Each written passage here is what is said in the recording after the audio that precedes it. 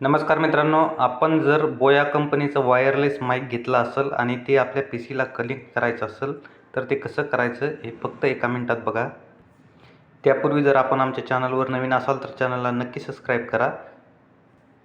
मित्रांनो, आपण wireless mic घेतो त्यावेळेस आपल्यासोबत हे 2-3 पोर्टच्या पिना येतात.